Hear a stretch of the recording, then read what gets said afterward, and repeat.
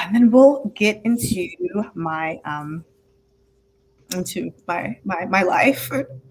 And you got to see all the dirty cracks and crevices. That is my life. And No. Your magic is what they're going to see. Hi, You're a guys. magician. Oh, that's rude. And that's me. Normally, I'm very good at making sure my computer is muted. Hi, guys. Welcome to Chakra Talk. This Wednesday, the 12th. Yesterday was a new moon in Taurus. Yep. Great for setting intentions. Taurus is very brainy focused, so it was good to set some intentions. I set some last night, but I forgot them. You got to write them down. That's Taurus. You got to write them down. I forgot them. I set them in bed because I realized it was like 11:30 and I had helped 5 other people set their intentions and hadn't set right. I think one is like abundance. There's one about like caring. Then I don't remember what the third one is. So let's see if these play out. How that new moon affected you specifically, and it'll give you a little more guidance. And the new moon energy is still with us, so you can still set your intentions. Yeah, I was like, I'm going to try that again tonight because I know it's not fully over until I think tomorrow morning or tomorrow afternoonish, give or take on the East Coast. So I was like, well, I'll just do it tomorrow. Lazy intention setting. 101. So bad. Hi guys, again, welcome to the Chakra Talk. I need to, shit. I learned how to do this like 2 weeks ago. It's always it's the opposite direction. I'm pointing this way. I point that way. Welcome to our good friend, teacher, compadre, Lauren Margolies from Lauren Margolies. Thank you, ma'am, for joining us tonight. Thank you. So happy to be here. You know how we do it, guys. We, beginning of the month, like to talk about what's really going on in these energy streets and how you can capitalize off the good, prepare for the challenging, and so you can use the challenging to your advantage and do kick-ass stuff. So welcome. I see we've got Sharon and me, myself, and I, and Pammy and Megan and Lucky Girl and Debbie and Sharon and Lori. Happy birthday, my birthday twin. Singing. A lot of you guys in the chat. So thank you guys so much for tuning in. How tonight is going to work is pretty simple. Lauren is going to teach us about progressions. Is that right, Lauren? We're going to talk a little bit about progressions. Yeah. I got that right. And teaching you what they mean, what they look like. And the best way to do that is to actually look at a chart. And I've volunteered. Okay, that's not how it worked. Let me stop lying.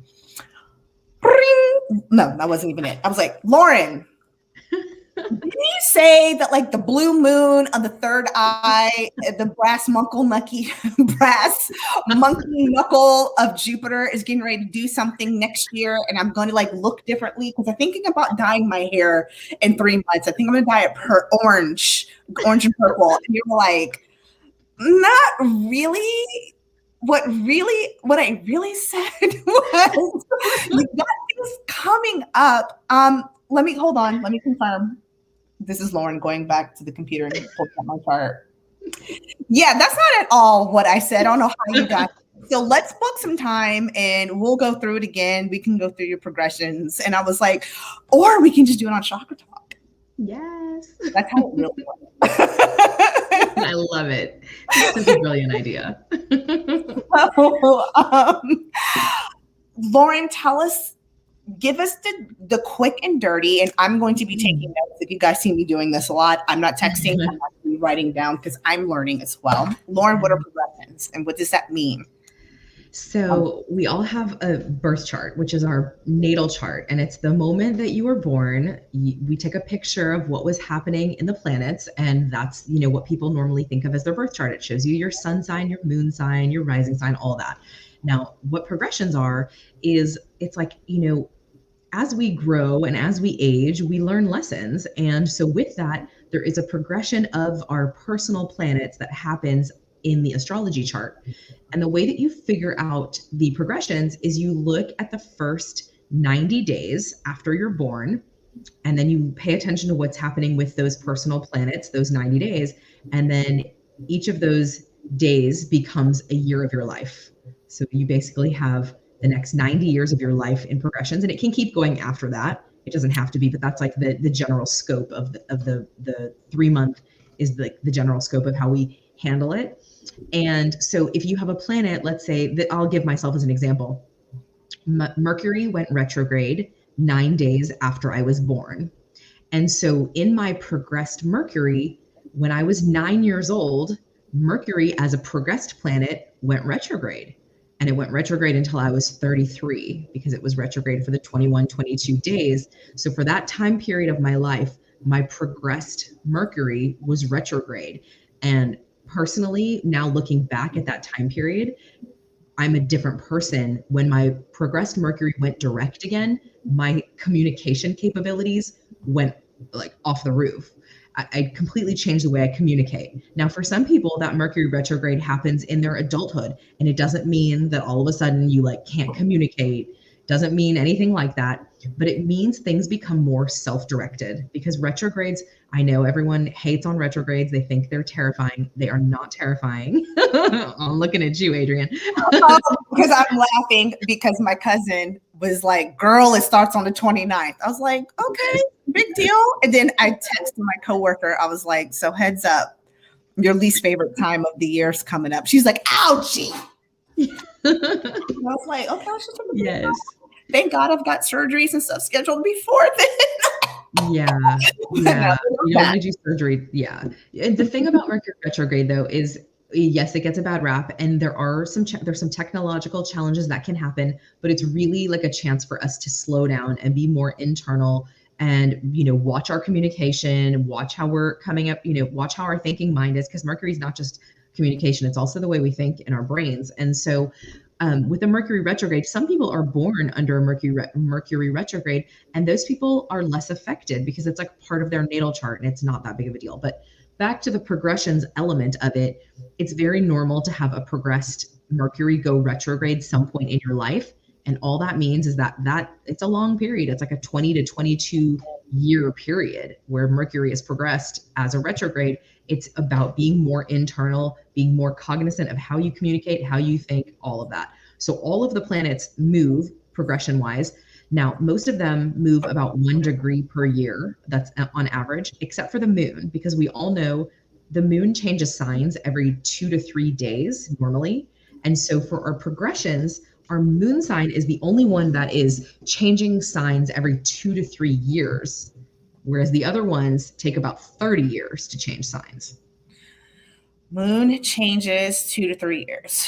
Yes, but our sun takes 30 years. Okay. And I have to say now that the reason we decided to do this is because I said, oh my goodness, your sun sign progressed is about to change next month. And that's why we decided to have this conversation live, because I was like, this is a big deal. 30 years to get here, and you're about to move into like a whole different phase. So it's exciting. I'm scared. No, it's not scary. It's like, it's exciting. And especially yours is actually specifically really exciting because you're moving from Scorpio, which is like more of like the underworld, which also has enhanced your psychic capacities for the last 30 years. Like it's a blessing, but you're about to move into Sagittarius, like fire, travel, learning, growth. Like Sagittarius energy is bomb. Like you're moving into a good phase. There's nothing to be scared about. It's exciting. Okay. Yeah. Y'all be jealous. Yes. Good and affordable natal chart. Yeah. Well, I mean, if you can, I'm like, I do natal chart readings. That's what I love to do. There, you got it. Lauren. Yeah. So I love doing natal charts. If you know about natal charts already, you can pull them for free on the internet and, look over it. But honestly, having somebody else's perspective on your chart is invaluable. My whole thing is like finding people's gifts in their chart and explaining that to them so that they can be empowered to like better understand themselves and use that for so many purposes. Healing, growth, all of that. There's something that I have been told by other astrologers, and there's no shade against them, that is obviously recurring in my chart because it's my life, my chart, whatever. That for the last, I would say 7 years was always the way it was just like, you've got this in your chart. Never explained what it was, what it means, how to harness it. And I used to be terrified. I'm like, oh, great. Is this a fluke because things change and shift and whatever? And then Lauren did my chart and she's like, girl, listen, it's not a fluke. Oh, she's like, oh, that explains why you're blank. And I'm like, huh? She's like, oh yeah, you were always supposed to be this way because when you were born at 4-2 with the Mercury conjunct and blah, blah, blah, and this and this and this, and it's never going to move because let's look at your chart and it's going to be here and it's always going. And I was like, oh, for crying out loud. If I had known that 7 years ago, literally game changer. And I went from being freaked out about an aspect of my life to literally it being the best. I'm almost going to cry. Like learning that it's like one of the best things. So thank you for that, woman. Oh, I'm so touched. Thank you for saying Lord, that. I'm not about to do this on live. No, you are good. You are good. It's okay to show emotions. I'm so appreciative of you in my life. I love you. So I'm so happy to share this space with you. Thank you. Well, let's get into this. Let's knock this out. Let's go. So we know what progressions are.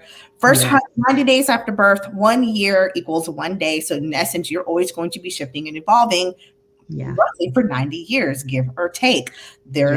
Each planet takes a specific amount of time to progress. However, there are couple exceptions. The moon, which changes every 2 to 3 years, which is the quickest. And then the sun, which changes every 30 years, is the antithesis. Did I get this correct? Yes. And then the only thing I want to add on to that is that because the sun and the moon never go retrograde, but Mars, Venus, and Mercury do go retrograde. So sometimes people have those as a retrograde in their progressions. Mercury is the most common because it goes retrograde 3 times a year. Venus and Mars are much less often, but that is a potential, and they move differently based on the time of the year and things of that nature. So they're not as regular as the sun and the moon. That's all I want to say. Okay. Now, I have to jump on something before I lose this because this is important. You said something about 7 years ago. Tell me about 7 years ago. Did you have some type of spiritual awakening 7 years ago? I'm thinking like 2014. Yeah, I started kind of. That's when I joined the ghost hunting group, and I started actually being a little bit more vocal to everyday people about things. So I wasn't as scared to walk up to someone and go, hey, do you know a so-and-so? Yeah, they have a gift for you. And it wasn't by choice. It was because it was nagging me so badly. And I was going I felt like I was going to go nuts. Yeah. So it was by force in a way. Yeah. You had a big shift happen in 2014 that I pulled that I was looking at. There's something called a progressed new moon. And this is when, just like how our progressions happen, the progressed new moon is about, and this happens every 30 years. It's when the sun and the moon meet back up as progressed planets. Okay. So when the sun and the moon meet back up as a progressed planet, it basically starts a 30-year cycle of like a new path of growth.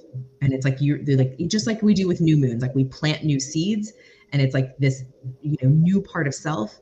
The reason that I asked if yours specifically was a spiritual awakening is because yours was big time. First of all, it happened in Scorpio, which Scorpio, have to talk to you about, has psychic abilities, psychic powers, but yours was also conjunct, which means was right next to your progressed Mercury, your progressed Venus, and your progressed Jupiter. So it was like all of these things were together. I think it was within 4 degrees, which is like a tight conjunction for 5 planets all together in Scorpio, and basically started this entire new life cycle for you from 2014 that'll go for the next 30 years. So also another super exciting thing because you're only 7 years into it. So you've got, lots more to expand upon from that. Yeah. Another note started 7 years ago. Okay. Yeah. Okay. Am I sharing my screen now? Nope. Oh, okay. Don't mind me. Not yet. Try again. Push the button again. Okay. Okay. What's 10 months? 23 more years. You've got lots of time to grow. Hold on a second. This thing doesn't want to let me share the right one. Hold on one second. You're good. While I do that, I'm going to do some chitting and chatting. Yes. Nope. Hi guys, again, welcome. If you were interested in having your astrological chart read, if you have not noticed within the first 15 minutes, she's accurate AF. Picked up on something I just happened to mention offhandedly and even went back and go, wait a minute, 7 years ago, blank was at blank, and this is the new moon. And again, I wish I would have known that 30 years ago. So you're seeing this live, guys. She's the truth. May not be able to pull up her chart on the computer, but mine's showing that it's up there. Is it not up there? It's not. No, ma'am. It's saying it's shared, but no. Oh, you know why? Hold on. Do it again. Hold on. Okay. I'm like, I swear it said it was. Do it again. Yeah, I'm doing it. Okay, hold on. Okay. I'm going to do this, and then that should do it now. Oh, okay. Boom. Is that not popping up, though? I don't see the chart, though. I see the right thing, but not the chart on there. Hold on one second. Okay. Let me try one more time. Oh, technology. See, and it's not even Mercury retrograde. We want to give it all to Mercury retrograde, and it's not even that. This is what's to come in a week and a half. I'm blooped because it's not a week and a half. It's at the end of May is when this one is. This is gonna be rough. No, it's not. And Johnny said he co-signs on Lauren being the truth. So just check her out. Okay. There it is. I see it now.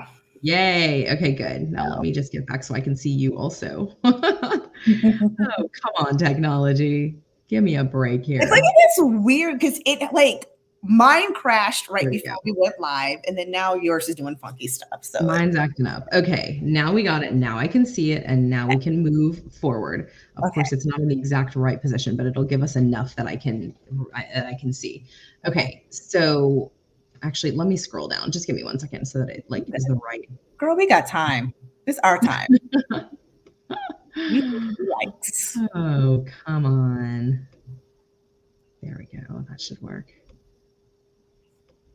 Okay, so we're going to talk about. That's coming. You said it's coming up soon.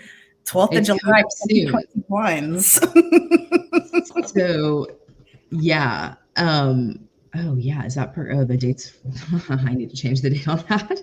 So I did the date for the 21st for July because I wanted to see exactly when your progressed sun was changing signs. So we'll just go with July because that's fine. Okay. So as you can see here, you have is this the new moon one? Hold up a second. Technology is not my friend right now. Give me 1 second. I love how to ACDC, and my initials are AC, and I live in DC. I'm such a dweeb. Yes. That's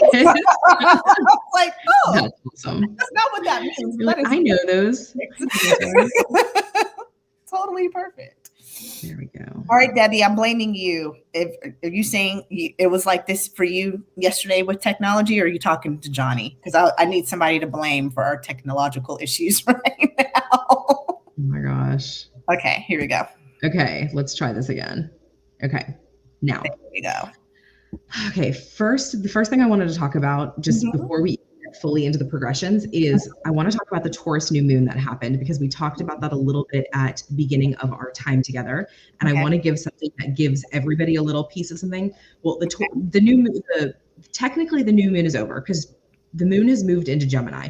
But what I want to say about that is people sometimes get real persnickety. I don't know where that word came from, about like my intentions have to be set within that certain time frame. And listen, I try to really make sure that I'm within the time frame of the new moon, but the energy stays with us for the whole cycle. So it's like, even if you miss the moon moving out, because the moon moves really fast, it's like that new moon happens and then like an hour later it's technically over, but the energy stays with us, and especially when it's Taurus, because Taurus is fixed earth energy, which is like wants to be stable. It wants to stay here. It doesn't want to like float off, because it's like it's grounded energy. Now, Taurus, first of all, is ruled by Venus. And so there's a really beautiful part of this, because Venus energy is about abundance, and it's about growth, and it's about expansion, and it's about our heart. And so Taurus itself is also has to do with abundance. It has to do with financial assets. It has to do with our physical stuff, like, you know, or the stuff that we like hold dear to. But it also has to do with our senses and our taste, our touch. Like Taurus wants to really enjoy the smell of an essential oil, and really wants to, you know, take a drink and like really taste it and be really present. So there's a like strong sensuality that is with Taurus energy. And so I just want to say it's not too late to set your intentions, but write them down, because it's fixed earth energy. First of all, you want to remember them, but you also want it to be written, because it's like that brings it into the earth versus just being in our head. Whereas if it was an air sign, I'd say, it's not as, you know, you could think about it and really think about it and have it. But Taurus wants us to write it down. It wants it to write it in a beautiful pen, you know, hot pink or whatever, you know, teal, whatever your color is. But now for you specifically, Adrian, this is a really interesting, cool one, because it was basically conjunct within a few degrees, not exactly, but on your Chiron. So your Chiron's at 26 degrees, and the new moon happened, I think it was 21 degrees yesterday. And so that's pretty much a conjunction, 5 degrees away, still counts. Yeah. And Chiron is our wounded healer. We all have Chiron in our chart. We all have areas where we, you know, have certain parts of ourselves that need to be healed. And so with this, considering ways in which you've become your own healer, because that's what Chiron wants us to do, would be a really good one to reflect on for this time period. Like, how about, like, what tools have I learned? Yeah. You got something. I also played my own counselor yesterday and worked through something that I didn't even realize was attributed to a childhood trauma. Wow. And it was like, okay. And then it was like, all right, cool. Yes. That is, I have chills, because that is so like Chiron energy. It's also new moon energy, like, you know, bringing in a fresh perspective. Yeah, that's awesome. Timing would have been right exactly almost when it was new moon. That's why I'm like, oh, that's creepy. Oh, wow, that's really creepy. You're so connected. You're so intuitive. So I'm not surprised to hear that. Like, you're gifted that way. So that's a big one. But for those of you that maybe missed the intention setting, like you didn't totally miss it, just do it tonight, you know, and do it with that Taurus energy, because new moons happen, but then it takes us to a whole, you know, it takes us through the whole cycle. With that also, this was the first moon of eclipse season, Like we're moving into eclipse season, because the next full moon, which happens in 2 weeks, is a total lunar eclipse. And so with that too, there's a lot of like extra energy that's being carried through Taurus season. The full moon that's happening on, I think it's the 26th, if I'm not mistaken, is, I'm pretty sure. Yeah. 8, but it's somewhere in there. Yeah. It's somewhere around there, but it's going to be in Sagittarius. And so for you also, because your sun is about to move into Sagittarius, like that just feels like there's an extra pull there for you to be, you know, paying attention to the energies, because the way that eclipses work, they have to do with the nodes of the moon, and the nodes of the moon are currently in Sagittarius and Gemini. So they're always in polarities. So Sagittarius and Gemini are where the nodes are, and that's where the eclipses then happen. So my point of this, Taurus energy is going to keep moving us through with the eclipse season. So it's important to pay attention. I'm looking up that date of the full moon, because I hate when I don't know. It's on I was right. It's the 26th. I'm like, I had it in my calendar. Yeah. Okay.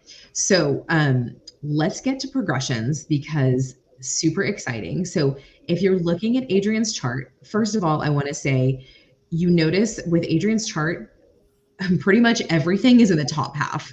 The only things on the bottom half are her North Node, which is like future karma, future goals, and Chiron, who again is the wounded healer. Like, and again, we all have both of these in our charts, and it's all about the placement of the house and the sign.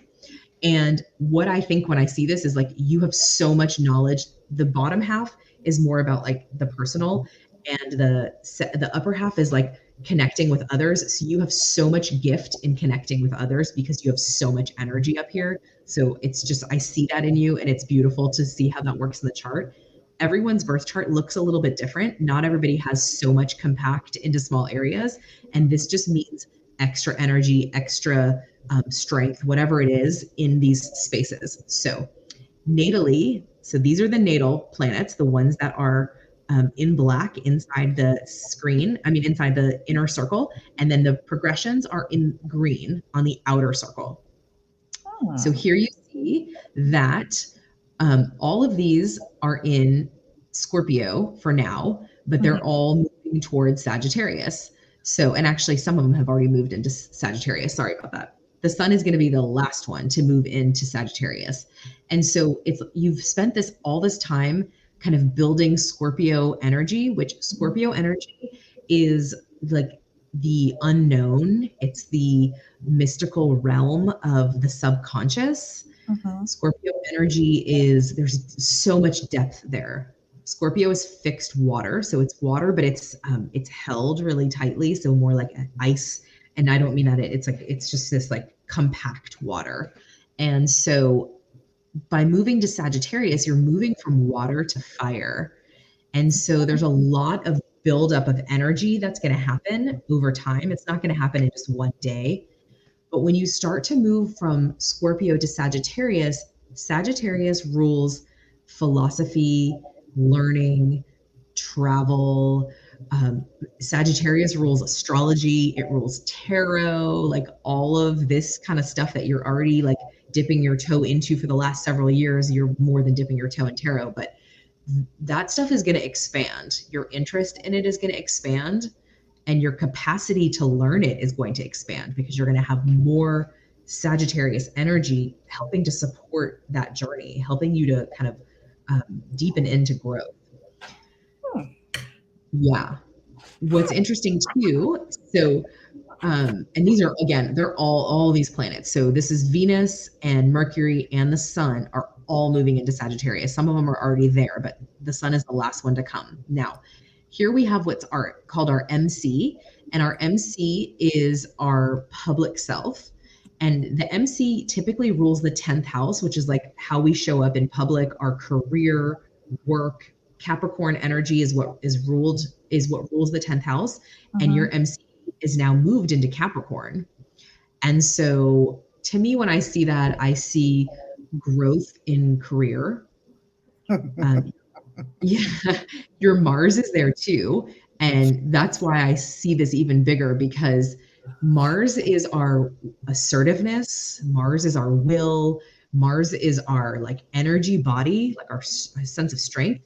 And so both of those being in Capricorn, and Mars has been in Capricorn for a long time. This isn't new, but the fact that these are here, I just see continued growth in your career over the time, because they're still going to be there for a lot longer, at least another 10 years. I'll say, tell me. I'll take you off camera. And yeah, okay. Well, I'm not going to go into that more, but this is how.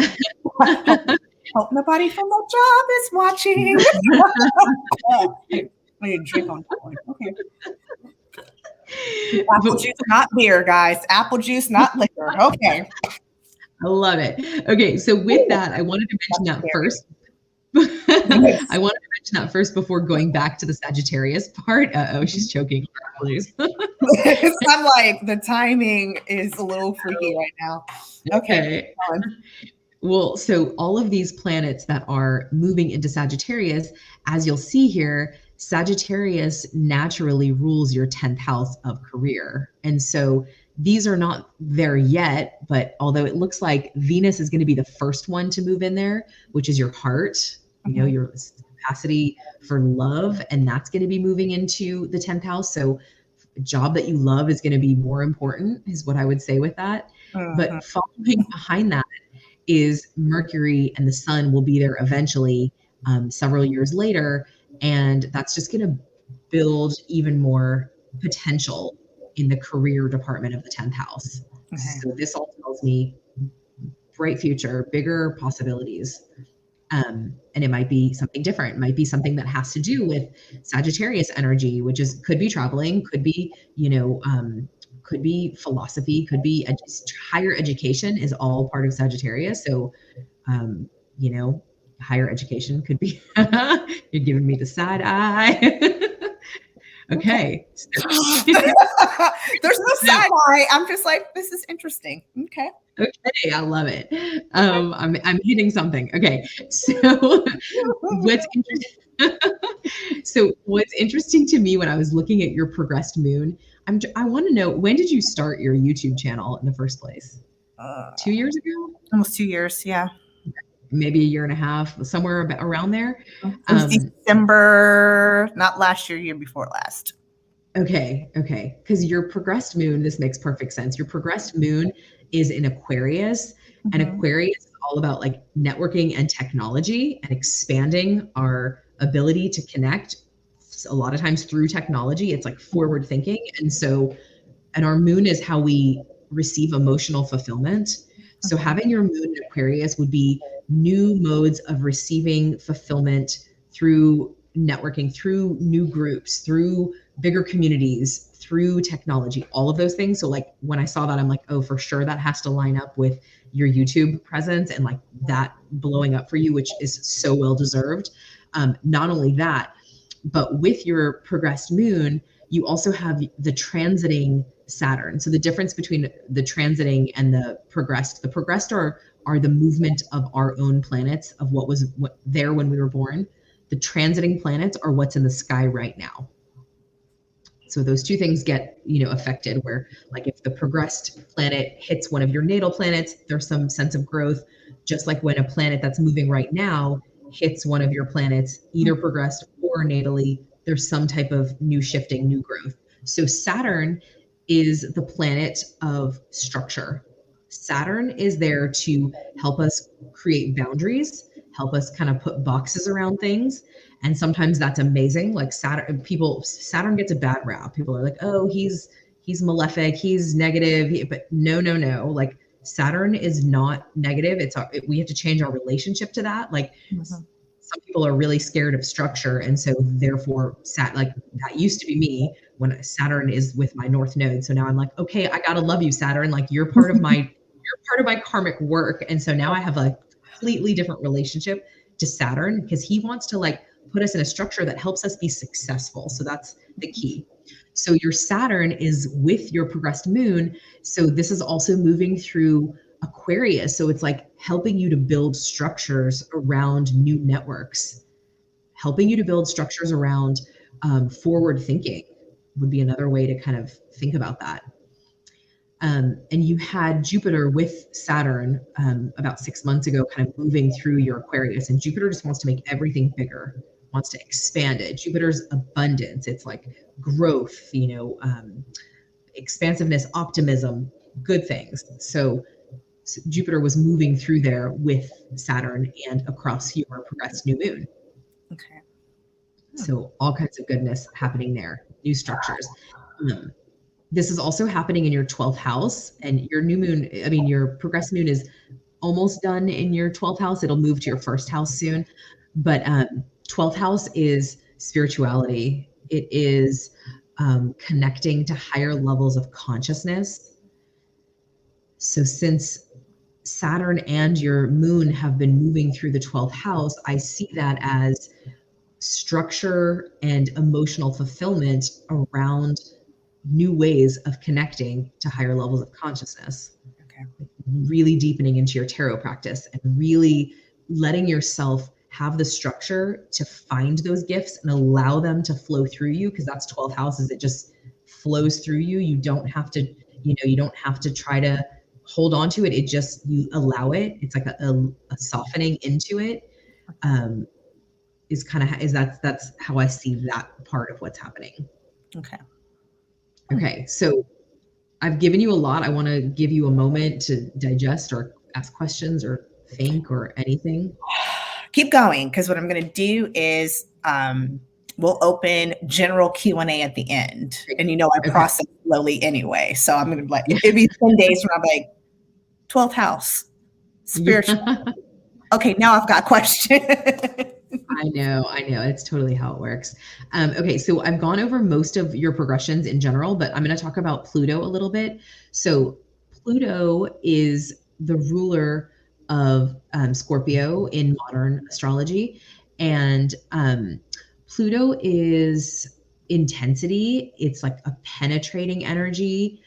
It is for healing and transformation. Would be not healing, but it can incite healing, and it's all about transformation. Pluto is there to kind of come from the underworld and create something new and different.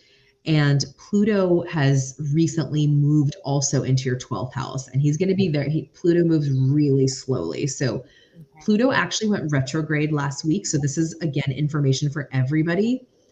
This is nothing to be scared of. Pluto goes retrograde every year for several months. And when Pluto goes retrograde, it's a time. Pluto also rules kind of power, like power struggles and our relationship to power, where we give our power away, where we overpower.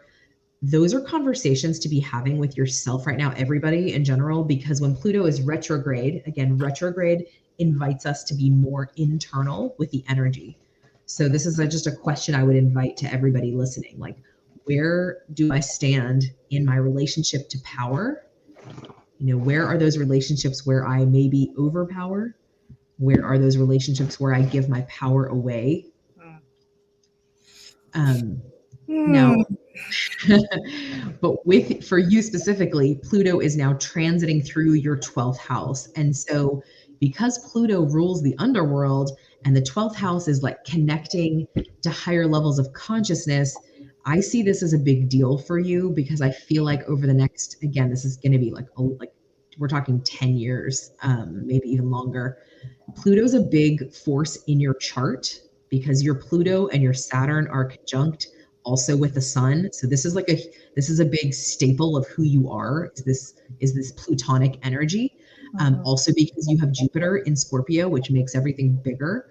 So I feel like this Pluto transit through your 12th house is going to help you uncover even more connection to spirituality and how you tap into higher consciousness, and allow that to almost align with your soul's purpose, because your sun, which is our ego self, not ego in a bad way, but like our basic identity, our will, our creative purpose is our sun, and your sun is conjunct Pluto. So it's like Pluto transits are a big deal for you. And I feel like this is going to even accentuate your understanding of your sun's potential, as is this Saturn transit, because Saturn has also been moving through your 12th house. Yeah. In 3 months, when I call you, I'm like, I'm a crappy reader and I'm a psychic, and like I feel like I let all my clients down, and you're gonna be like, I'm gonna call BS. Really? I'm gonna pull up your chart.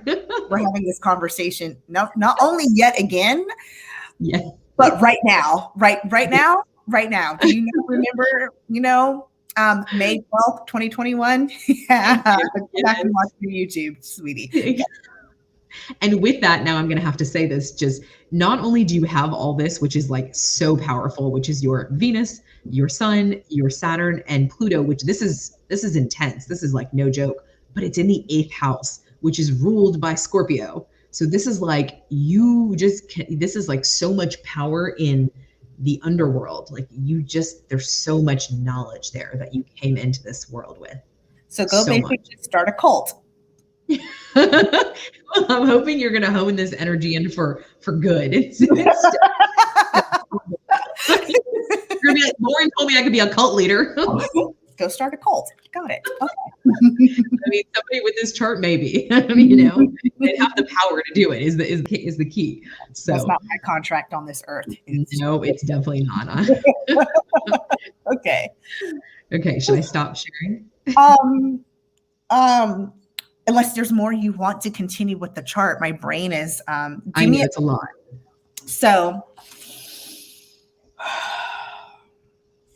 help me understand the difference, because you said things are going into the 12th house. The Pluto retrograde is in my 8th house or the 12th house? It's in the Pluto natally is in you were born with Pluto in the 8th house. Okay. Right now, Pluto is moving through the 12th house. Okay. And what I want to say about that is there is a very distinct conversation that happens between 8th house and 12th house, because to me, 8th house is the unconscious parts of self. Mm-hmm. And the 12th house is like higher levels of consciousness. And so they're both about consciousness on different levels. Maybe not, sometimes the subconscious, sometimes the unconscious with 8th house. And then the 12th house is higher consciousness. So there's kind of this connection, this conversation is the word I was looking for. There's a conversation that's happening between like when we get those downloads of information, and it's like we just feel it in our, you know, subconscious. We feel it in like on a soul level, whatever, however you translate that. But there's a communication between the 8th house and the 12th house. So to me, those are related. Okay. And this lines me up for because that would be where I start to actually, it shows up physically how I am in the world closer to end of next year. Tell me what you mean by that. Because I remember us talking about, you were like, yeah, there's going to be more of it. You're going through some stages now, and then, but it's going to be more of like how you show up. You'll see it more next year. Yeah. Okay. So that's about Saturn. Saturn is finishing up in your 12th house, and then it's moving to your first house. And first house is about how other people see us. Okay. How we show up in the world, like how we're viewed externally. Like when you walk into a room, how people see you. Saturn is going to be going through your first house for a long time. And so that'll happen starting, I don't know the exact date, because Saturn's retrograde he's going retrograde the same time as Mercury. That's going to be interesting, but that's happening in a few weeks. So he's going to go backwards and then he'll go back forward. So it's probably another year before, not even a year, maybe 6 months before he moves back to 19 degrees. I'd have to look at the date of when he gets. You said it was going to be like January or February-ish, but it was like 22. That makes sense. Yes. Yeah. That's what I said about 6 months. So that's about right. So about 8 months from now. Yeah. That makes sense. I'm digesting. Yeah. It's a lot. Yeah. Okay. I'm going to open this up to, if you have nothing else to share with this. Yeah, I'm going to stop sharing so I can see the chat, because I can't see it. The chat, see who, it doesn't have to be about my chart. What question do you have for Lauren about astrology, retrogrades, conjunct Pluto, Jupiter, Mars, Venus, 8th house, 10th house, 1st house, 32nd house? What questions do you guys have? And we can take a few minutes to ask questions. Yes, it is technical. Because it's me, she went more technical, but when you're doing it one-on-one with Lauren, she's like, okay, Saturn's in blood. Okay. It means this node. What this means for you is you will be blank, blank, blank. Expect to see blank, blank, blank. I love your message with the Pluto retrograde, which is, where do I stand in my relationship to power? Your solar plexus chakra. Where am I overpowering? Yes. Where do I underpower? That was really intense. Really, really intense. I see a question. Possible. What does it mean if you have nothing in a house? Okay, so this is something I think that's really important, because an empty house does not mean that you don't have energy there. And this is another thing that I always want to explain to people is sometimes, certain signs get a bad rap, but the truth is we have all 12 signs in our chart. And I think that's really important to know, that the more that we can embody the signs that we feel the least connected to, the more we facilitate a sense of balance in ourselves. Because it's like the signs that we feel like, I don't even get that sign. And like, who is like, people want to call out Geminis a lot. They're like, oh, they're, two people, which I'm a Gemini moon, so I take offense to that. But there's certain like signs that there's like social media memes making jokes. And listen, some of it I'm like, okay, like I get that. There's some truth in some of it, but we have all 12 signs in our charts. And so when a house is empty, you would just look to what sign is in that house, and that's the energy that you will find in that space. And so I'll just take Adrian's chart. I talked about how intense that Pluto, Saturn, Sun, and Venus combination is. However, what's really interesting that softens hers is that it's all in the sign of Libra. And Libra is the sign of balance. And so you have to take into account not just the planets that are there, but the sign that they are in, because that will change the energy. So when a house is empty, it's all about what sign is in that house, and that energy affects that part of yourself, that part of your life. So it's still part of you. So when you're judging another sign, you're judging yourself. Is what I want to say.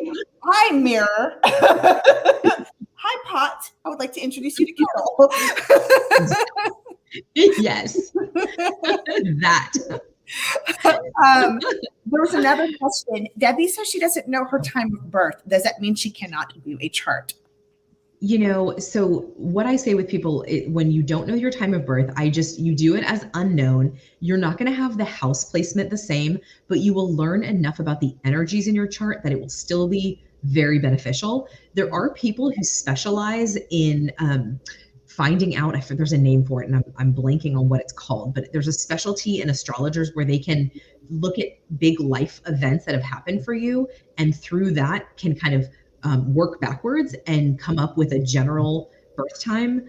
I actually did that for my mom recently. I had a general idea that she wasn't born in the morning, so I paid attention to some stuff. I didn't, and I wouldn't do it for other people because I know my mom enough that I could figure it out, and I feel like I got it pretty good. But there are people who do that. Rectification. Thank you. I knew it started with an R and my mind was blinking.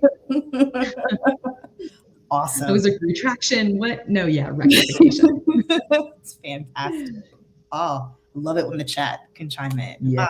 Yes, me too. Yes. And I know I had the first time I ever did my chart, I had my time wrong. I thought I was born at 3:15, but I was born at 3. And so she had started preparing the chart for 3:15. And then I happened to go to, I was like, you know what? Hold on a second. Something doesn't, because I was always told I was born at 3:15. I wouldn't pull my birth certificate. And I was like, oh, it's 3:49. She's like, girl, that changes everything. Hold on. I was like, oops. She's like, I would have rather you just not known than given them. Bro, no, really? No, I don't agree with that. The thing is, the more exact your birth time is, you get into the real nitty gritty of knowing the exact degree of some of the planets. And that can be interesting, but it's also about it's mostly your ascendant line, because that's based on the exact moment you were born. And our rising sign, or any rising sign, changes every 2 hours. So if you're an hour off, you could be a completely different rising sign, and that definitely makes a difference. Yeah. So, but it's still worth doing if you don't know your birth time. If you don't want to pay to have your chart rectified, you just do it as unknown, and we look at all of the different connection points between the planets. It still gives you a lot of things to think about. That's good to know. Thank you, Lauren. That was fantastic. Yeah. And learn something new. Chart rectification. That's probably something I will start to learn in this. Hold on, see if I get it right. Because hold on. No, not Pluto. One of these is going to do. I have 3 pages of notes, for crying out loud. Okay, the Scorpio Sagittarius, and the Sagittarius is going to make me want to learn new things, and the capacity to learn new things. There you go. I got it right. Yes. There we go. Lauren, how did you get into astrology and doing natal charts? Yeah, well, so honestly, I've been into astrology since I was a kid. I'm the kid who was taking the newspaper and reading my horoscope when I was 12. And then my sister, she's older than me, she had a book, Everything You Ever Needed to Know About Astrology. And I borrowed it from her when she went to college. I was 4 years younger than her. So all through high school, I would just look through it. And so I always had this I was always drawn to it. And then I became a yoga teacher about 9 years ago. And through that process, I had an astrologer that worked at the studio where I was at, and she kind of became like a mother figure, a mentor. And she used to do these moon gatherings. They were either on the full moon or the new moon. And after a few years of working with her, she invited me to join her to lead the moon gatherings. And then a year or two later, she ended up moving and I took over the moon gatherings. And so for 5 years, I was monthly doing these moon gatherings. And I was not an astrologer at that point, but I was very tapped into the energy. But I had some kind of blockage of like, it's too much, it's overwhelming. But in 2019, I decided to buy a class. I was like, that's it. I'm ready to like really learn. And then, so I took a class and I was like, okay, I still was like nervous. And then 2020 hit and I was like, okay, got nothing but time now. We got nothing else to do. And so I took 3 more classes and then I got into this group that we were all helping each other learn. And so I ended up taking a bunch of different classes, and all of a sudden, and it has to do with the transits in my chart. I can see it very clearly now that I really know that like my mind opened up to finally like fully taking in the language. When I was ready with that transit, like made a huge difference. But so 2020 is when I started doing birth chart readings for other people. But I've had a love for astrology for way too long. It's your calling. Because I remember going to your moon the new moon classes, and like 35 to 40% of it was astrology. And I'm like, when is this heifer gonna finally do this? I was like, oh, about time, Lauren. We've been asking and waiting for you to do this. And amazing to see you do this, because it is so natural for you. You're amazing. Thank you. I appreciate that. I love it. So we got another question. Girl is killing it tonight. Thank you, ma'am. What does it mean if you have your sun and moon in the same sign? Well, first of all, it means that you were born on a new moon. So that's the first thing, because when the sun and the moon are in the same sign, that's when we have a new moon, just like the Taurus new moon yesterday. So that's first of all, because I think that's important when you're born on a new moon, you kind of bring that new moon energy into yourself, like ready to start new things. Potentially you're kind of ripe with potential. There's like this sense of potential with a new moon baby, but when you have your sun and your moon in the same sign, it means you have way extra energy of that placement, because our sun is, again, it's like how we show up in the world. It's our creative purpose. And our moon is our emotional self. It's our intuitive self. It's our daily practice. Like, how do we show up for ourselves day to day? So when our sun and our moon are in the same sign, we have a congruency between how we show up in the world and how we feel emotionally, depending on what sign it's in. Some are more congruent than others, but it just gives you this added energy of that placement. So you're extra, whatever you are. You're extra. But then you can start using that as your excuse, like, oh, I'm extra. Yeah. Yes. Awesome. And the opposite of that is when you're born on a full moon, where your sun is in one sign and your moon is in the polarity. And that gives you the opposite effect. It gives you much more of a push and pull versus like a lot of one energy. You have a lot more polarity between those two signs, depending on what signs it's in. So that's the difference. Interesting. Mickey is saying, guess I was high when I was born. Gemini sun and Pisces moon. So we have the opposite. I'm the opposite of you. I'm a Pisces sun and a Gemini moon. So we're like twinsies almost, but the exact opposite. We should meet. Couple more questions. I am a Libra something. I know I got a Libra, Aquarius, and then Libra Virgo. sun. You're a Libra sun, and Libra your sun. Venus is in Libra also, and then you're a Virgo moon. Okay, so Libra and Virgo are my sun. No. Libra is your sun. Okay. Virgo is your moon. Okay. I have a child who's a Virgo moon, and she wants to keep her emotions in check. She wants to keep them organized. It's an earth sign. It's so Virgo earth for a moon placement is just more keeps their emotions in, not, it's not like constricted, but it's just more of like an organized fashion, because Virgo wants things organized. It's not bad. And then my Aquarius is my You're an Aquarius. No, you're an Aquarius rising. Okay. Yeah, Aquarius rising. So I just know, like I just know the order. It's like Libra, Virgo, Aquarius. But I don't. Libra, Virgo, Aquarius. It's your Sun, Moon, rising. Sun, Moon, rising. Somebody asked, what does it mean to have Sun, Moon, and Ascending all the same? It means, holy moly, you have a ton of that energy. It means that when you were born, because the rising sign is whatever was rising on the eastern horizon the moment you were born. So if when you took your first breath, the sun and moon were on that eastern horizon, and that means all three of those are in the same placement, which usually ends up in your first house, because the ascendant line is what starts the first house of our chart. So that would mean you have your sun and your moon also in your first house. It's a lot of energy. It's intense. Again, depending on what sign it is, it would make it more intense versus others.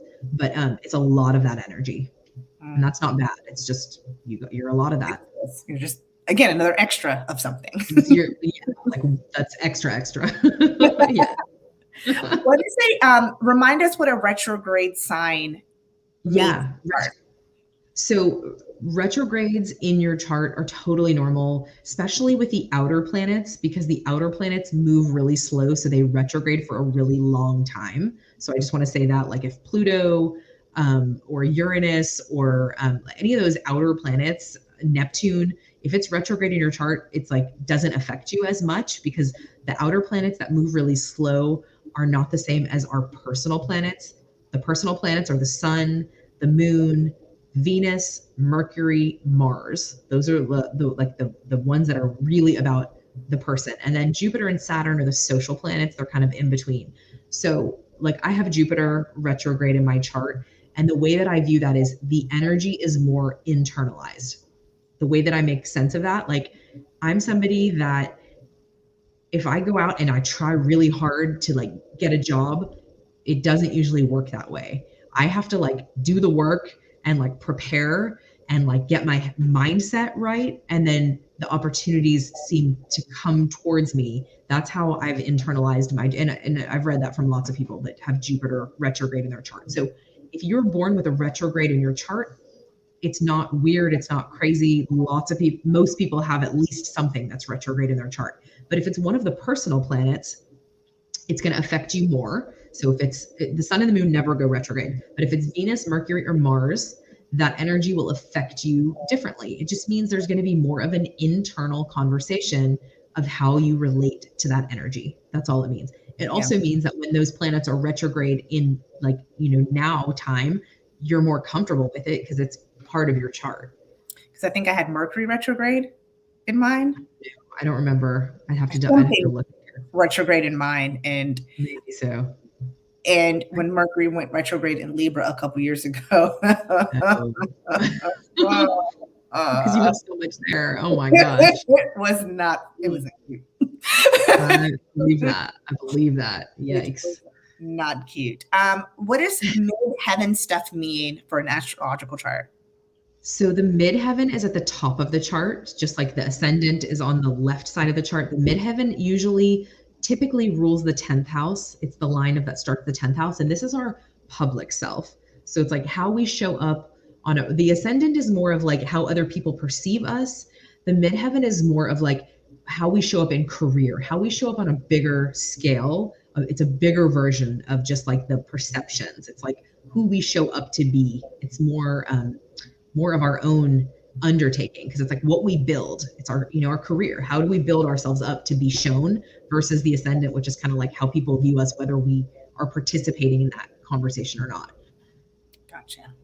Yeah. What if you have a planet or other placement, like an ascendant node, at the end of a sign in your chart? Like at the last degree? Is that? I guess so. Yeah. Like if you have a planet or other placement at the end of the last degree. Yeah.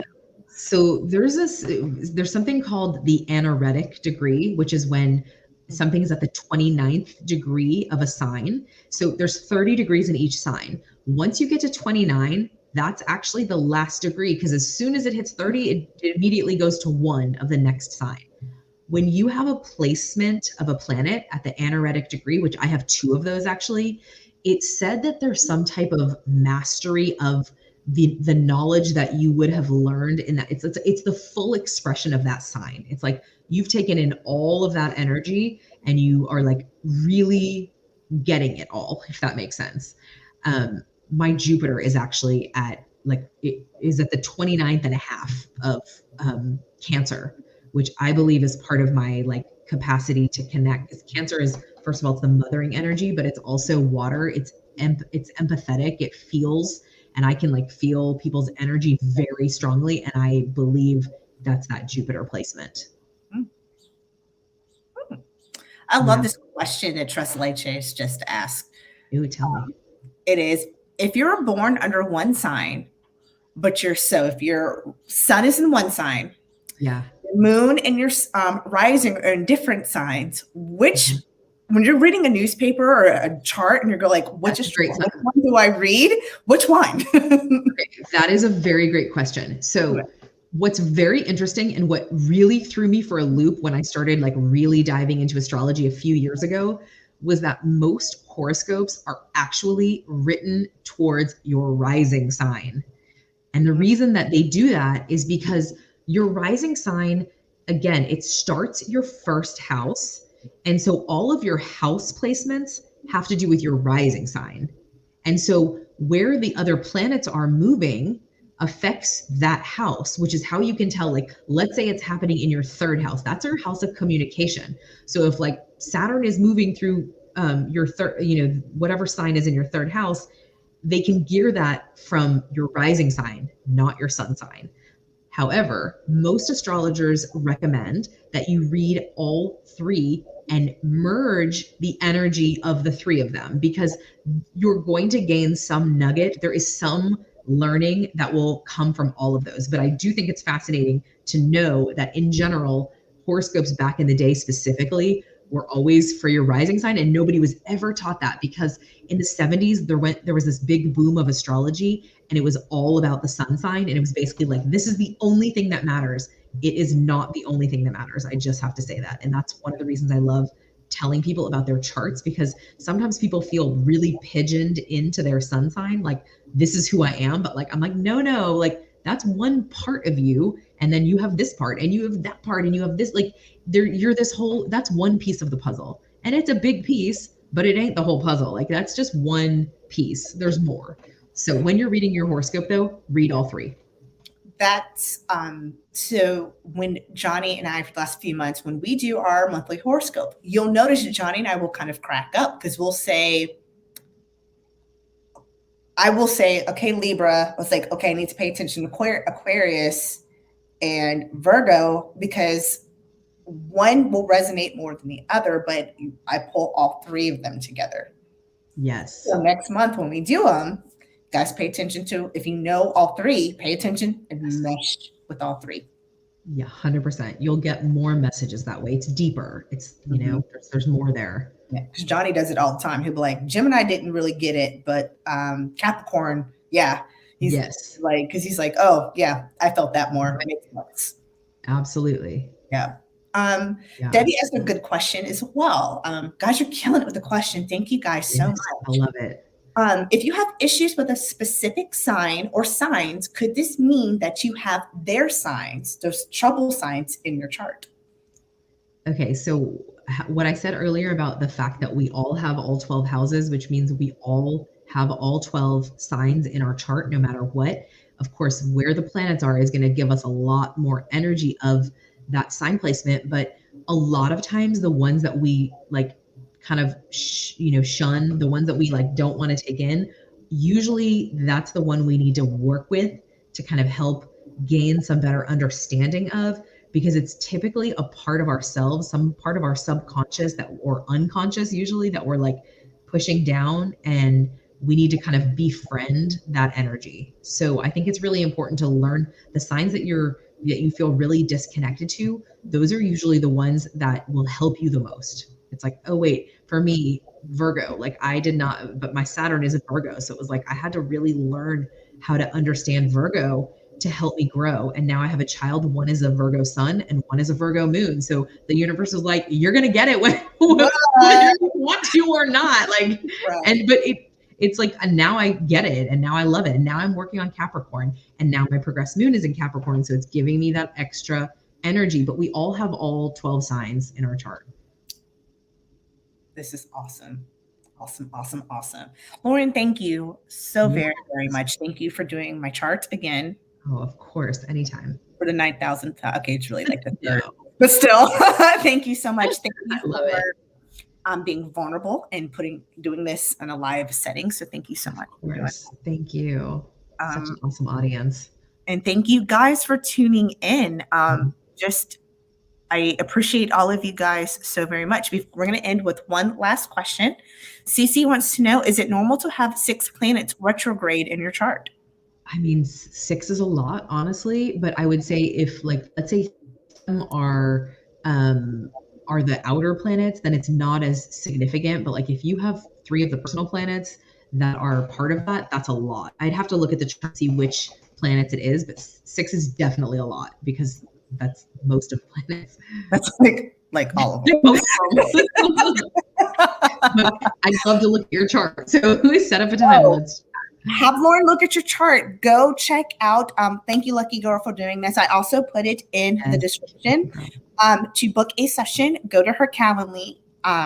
She's got not just astrology. She's got a myriad of healing things that she offers. Healing things. That sounded so intelligent. Healing services that she offers. Please go check her out. Also, please subscribe to her YouTube channel, Lauren Margolies.